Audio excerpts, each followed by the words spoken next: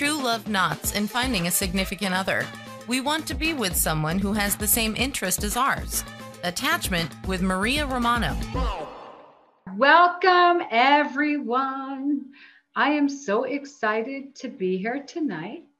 As you know, Maria Romano, founder of True Love Knots. And I want to say hi to everybody in the digital world, right? Isn't this great? I mean, when you think about it, how we have been able to connect, and even more so with technology today. I have all of you on Instagram, Facebook Live. It's Monday, it's the 18th. It's Martin Luther King's celebration day. And here we are, right? Oh my gosh, we are already into 2021. What's your love vision for 2021? What is your love vision? Have you thought about it? Have you thought about what do you see in your love life? So one of the things I'm going to suggest before we get into talking about the attachment styles is you need to make sure you have a vision board. That's right, a vision board. Because when you have a vision board and you put down visually what you want on that vision board, that means you're setting your intentions. Okay, I have a vision board right here in my office. I don't want to get up and grab it, with what I want in 2021. And it's very specific. Okay, very, very specific. And I've written down exactly what I want in a partner, what I'm looking for. And that's what you need to do. You need to set your intentions on what you are looking for in a partner. Now, you know, one of the things is some of you you might be getting out into the dating world. Maybe now you said, okay, you waited long enough. Maybe you're dabbling in online dating, and maybe you're not. But maybe you are getting involved in the different digital platforms. As you know, Eventbrite, Meetup, there's a lot of events that are digitally, which is a way to meet people as well. Hey, you know, and you get to see them in their surroundings. So those are things you might be doing. And, you know, have you thought a couple of things about what makes for a healthy relationship? Because you could have just come out of a divorce, or a long-term relationship ended for whatever reason, maybe widowed, widower. And you're thinking, you know, I really want to find love. And you need to define what you want in a relationship. And we all want healthy relationships. I mean, that should be like the number one thing. Yet we're all, I think, a little dysfunctional in our own way. We're all a little crazy, right? You know, I guess it's like my friend Stephanie said it once. She says, you know, you have to meet somebody that their crazy matches your crazy. So it's like my crazy needs to match your crazy.com. Maybe that could be a great dating site. I don't know, but it could be something interesting, right? My crazy matches your crazy. But they could take a moment, and, you know, all of us, we want to be in a relationship. We want to be in a relationship with as little dysfunction as possible. And that starts with you. Because when you have clarity with what you want, when you're grounded, and again, you have your intentions, you've already set the platform, right? You have already set the stage, and you also have boundaries as well. And that's important too. But when it comes to finding love, you want secure love. And there are 4 areas of love that are very important for a healthy relationship. Now, I've been reading this great book called Safe to Love Again by Dr. Gary D. Saylor, PhD. And it is a great book. It has given me a lot more insight. And I want to tell you something. Imagine if we did all this self-improvement and spent time when we were 20s, before we went out looking for a mate, where we actually took the time and invested in education on how to find a soulmate.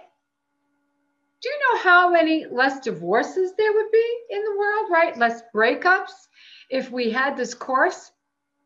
So anybody that's an educator, anyone out there in the psychology world, in the social world, we need to have a really great course on how to find a mate. And what happens is we don't know how. I mean, we just don't know how to define what really healthy looks like. And again, it starts with us. So we need to have that course out there. That's why there are people like myself that are in talking, helping people out there with relationships, which, really make a big difference. So there are 4 areas that you definitely want to look to really recognize when you're in a relationship. And it's not going to happen on a first date, second date, third date. It's going to happen when you're into the relationship, maybe before you start to get intimate, because you really want to know who you're going to give yourself to. These 4 things are that you want to be in a relationship where you are welcomed with joy. You are truly welcomed with joy. And that's important. And if you notice, if anybody out there is a little older like I am, when you really meet somebody that really and truly is grateful that they're in a relationship, in the morning, they're going to wake up and say, honey, I'm just so glad you're here next to me. Okay, now for me, I would have to take my retainers out, brush my teeth, and then I'll say it. But welcome with joy is really a very important part of having a great, secure love. And welcome with joy is, it's not just welcome in the morning, the evening. Does your partner light up when you walk into the room? Do they notice you? So that's one thing. Another thing you want, another area of emotion, is you want to know that you are worthy. You are worthy and you're nourished. And that's the second thing that you want in a healthy relationship. You want to know that you feel that person feels that you are the best thing for them since sliced bread. Makes you feel worthy, makes you feel good. And you want to know that you're nourished. You want your cup to be filled. And that's one of the 4 steps of being in a healthy relationship. You want your cup filled emotionally. Okay. And then the other thing is the right to exist. That means you need to be in your own space and be who you are. And just because you're a couple doesn't mean that you're not an individual. Okay, so you need to have the right to exist, and that's important as well. And that's where you want your partner, you and your partner, you recognize him or her. When you're in a relationship, you both respect each other. You respect maybe what you do professionally, personally as well. You need to give each other that type of room. And the 4th thing is having your needs met, which actually can fall under, be worthy and nourished. So those are the 4 areas that you want to check these boxes off when you get into a relationship with somebody. Sometimes it can happen before you get intimate, and after a while, maybe you get intimate. If these 4 needs aren't being met, can cause some issues. So it's important that maybe you even have a conversation when you're in a relationship with someone. But one thing is to also recognize that everybody has a different attachment style. And they've been doing a lot of work, a lot of delving into this, a lot of studies about the different attachment styles. You have 4 attachment styles. So obviously, if you have a relationship with the 4 needs that are being met, that would fall under finding somebody maybe similar to you, if your background's the same, that is a secure person, somebody that is confident, somebody that knows who they are, somebody that knows that they are worthy of love, somebody that knows that they have the right to exist. And that's usually a person that has had maybe a great upbringing. Their parents or whomever was, taking care of them and guiding them through life, whoever they were, they made them feel like they were loved, but yet that they should become who they are. And that's known as a secure attachment style. Now, not everybody was raised in a household where you always had that. Because again, we didn't have these books that said, okay, you need to be a secure parent and love your kids. I mean, listen, we sometimes, it's trial and error. I mean, I'm a parent, I'm a grandparent, and I look back and I wonder, how did I manage? But today we have a lot more tools available to us. So, and even if you meet somebody that they come from, a relationship where their parents, divorced like mine did, that doesn't mean that you can't have a secure attachment style, because that maybe that person then went and delved into themselves throughout their life, and they went through some self-help and self-growth, and they understood what they were. Now, there are 3 other attachment styles that you need to be aware of, especially when you're dating somebody and around somebody. So let's talk about the person that is known as the avoidant attachment style. And that is somebody that's dismissive, that doesn't want your help, can do it all by themselves. They're looking for a person, but when they want help, when they need something, they don't know how to ask.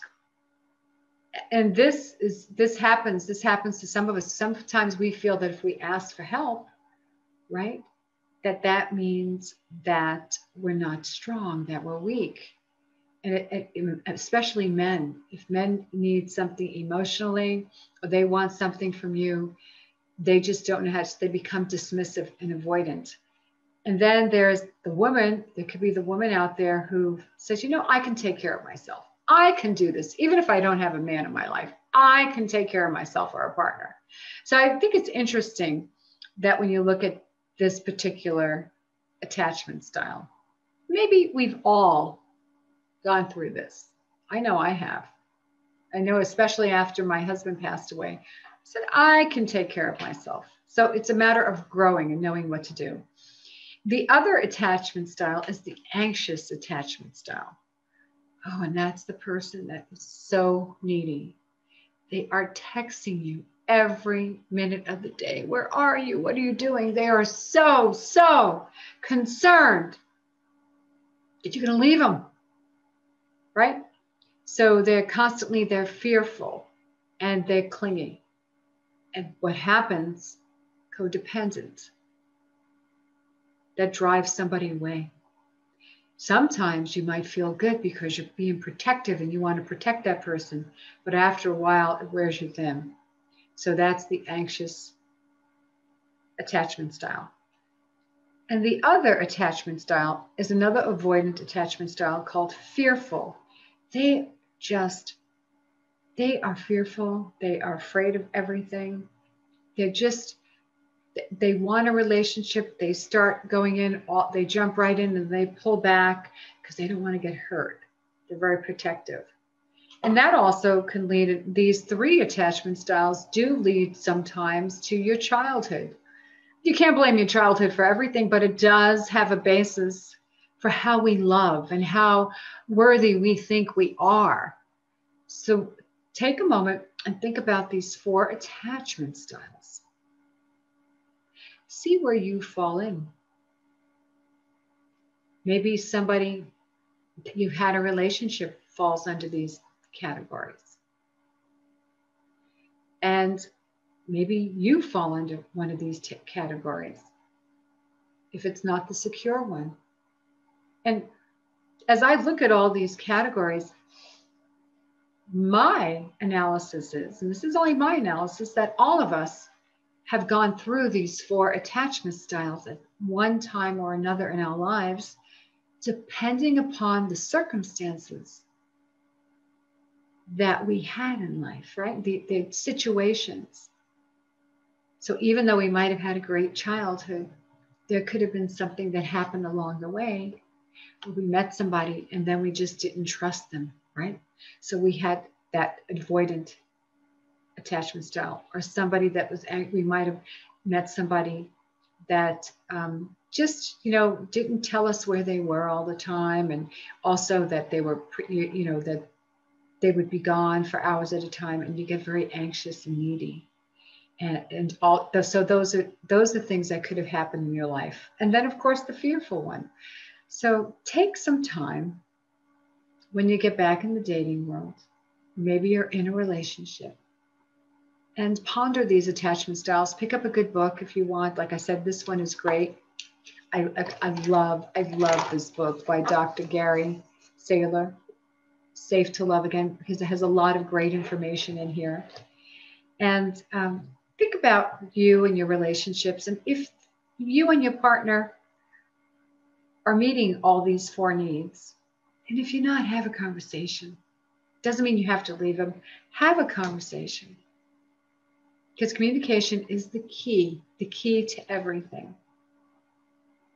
So I just want to tell everybody that it's always great coming and speaking to you on Monday. It's something that I enjoy. I have been so dedicated. I'm going to continue doing this. And, if you have any issues about your relationship or you're looking to get into a relationship, you give me a call. Go to my website. My calendar link is there. I would love to talk to you to see if there's a way, any way, that I can help you improve your current love life, or if you don't have a love life. Let's see what we can do, right? Let's see what we can do to create a love life. I'm also going to be looking at quite strongly in the next few months and hoping to roll out an exclusive membership program. It's almost like I'm calling it a matchmaking program. That's right. I've had lots of clients ask me, Maria, do you matchmake? So now I'm going to be, sending out some different texts, emails, and doing some posts to see if anybody's interested in an exclusive service. Right now, it's going to just start in Las Vegas. I coach all over it. You can live anywhere, but this particular membership is going to start here in Las Vegas because there's a need. People want to be able to meet quality people.